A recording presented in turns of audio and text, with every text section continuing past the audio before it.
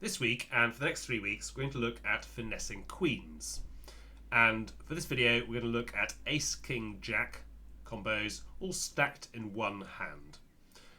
So here we've got the spades, ace, king, jack, the clubs and the diamonds. We're playing in 4 spades, we need 10 tricks with spades as trumps, and the big question is whether we should finesse for the missing queen or whether we should try and drop the queen. A finesse in the spades would involve playing a low spade, weak, from weak to strong, 3 of spades, hoping the queen is on the right to our jack. In the clubs, we would finesse in the clubs, a low club from our own hand through lefty, who we hope have the queen, to the jack. And in diamonds, from weak to strong, 2 diamonds through righty towards our jack.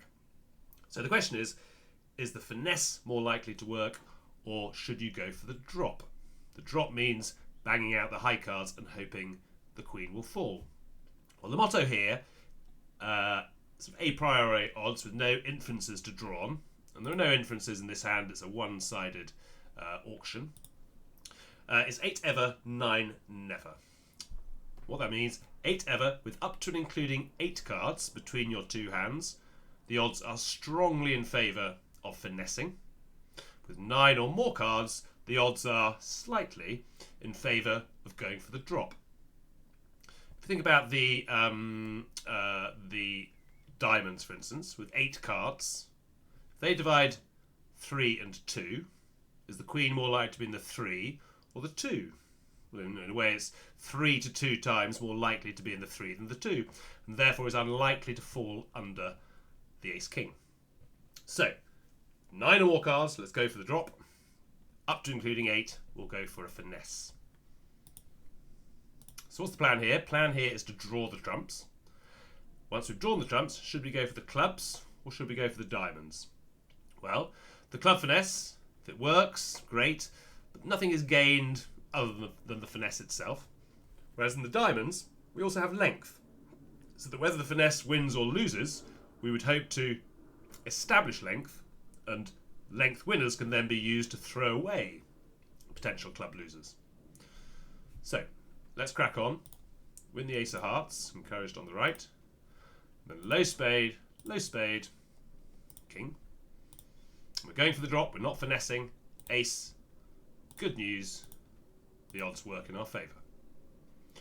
Trumps are drawn, we're going to leave the trumps alone now, and now we're going to play on our diamonds. Now, quite a good idea, just to gain a couple of little more percentage points, if you can afford to, if you have time to, is to play out one of the top cards of your ace-king. The advantage there, had lefty had a singleton queen, we wouldn't finesse and lose to a singleton queen. There's only 3 diamonds left out, so if those diamonds divide as they do 2 and 1, is the queen more likely to be in the 1 card holding or the 2 card holding? It's twice as likely to be in the 2 card holding as the 1 card holding, and therefore it's unlikely, half as likely, to drop under the king as opposed to the finesse, which is 50% likely to win. So we're going to go for the finesse in diamonds, but we need to get to the dummy to do so. So we cross, no finesse here, to the ace, and then need a low diamond, 50-50 shot, we insert the jack.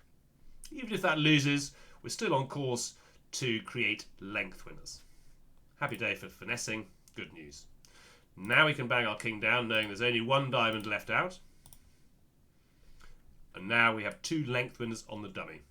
So we no longer need to take the club finesse, which of course would fail here. If you tried the jack, you would lose the queen. We don't need it. Up with the king. And then a winning diamond to throw our losing club away. And that's the end of that. We can now claim 4 winning spade tricks. And that brings home 13 tricks. Lucky 13, based on our finesses.